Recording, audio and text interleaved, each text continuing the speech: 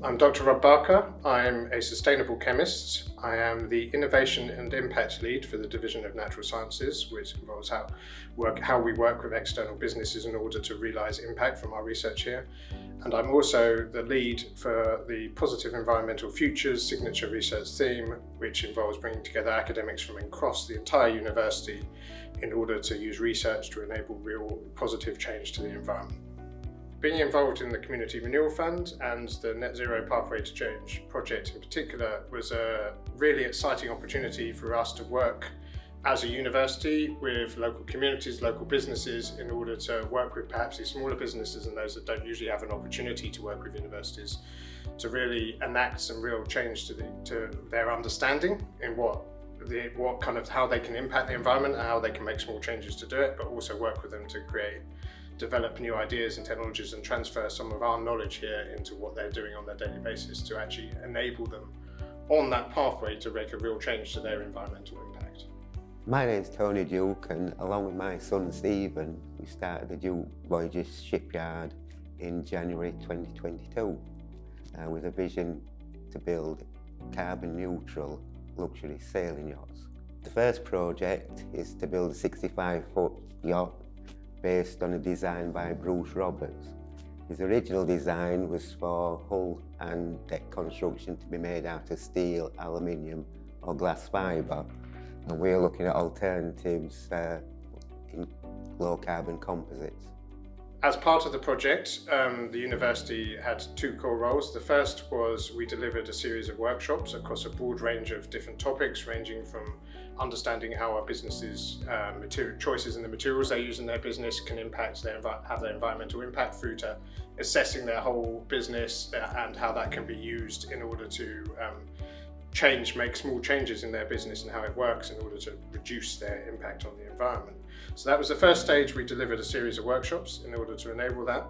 And then in the second stage, emerging from those workshops, we had started conversations with the businesses, and we started to realise how we could develop small innovation projects to work with businesses to help them on the start of that pathway to realise a real change in what they're trying to do.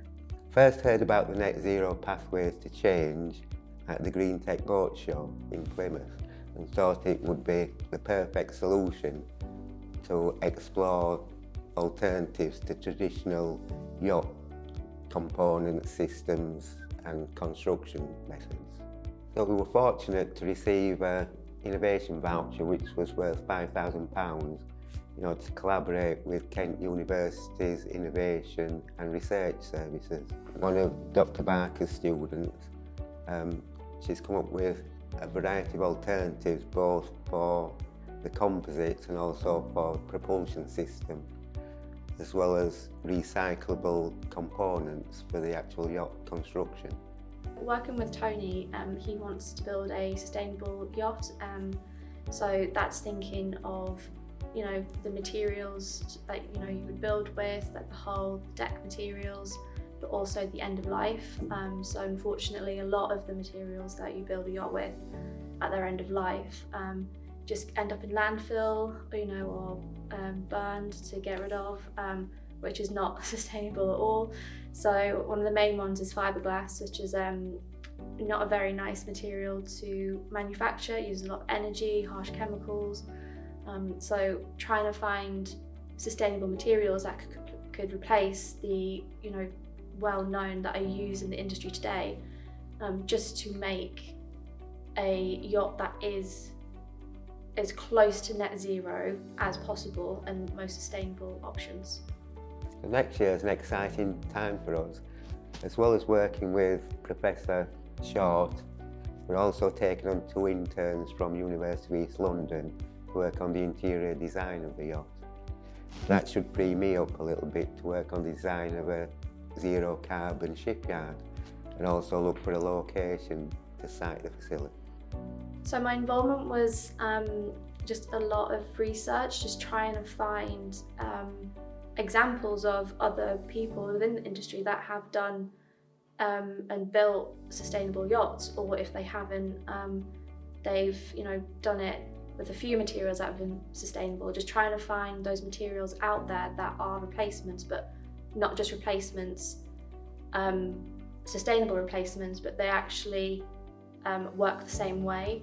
You know, the same sort of, when it comes to the hull, you want materials that have the same strength as, you know, the non-sustainable ones. So kind of just researching what the best options are and how many there are out there.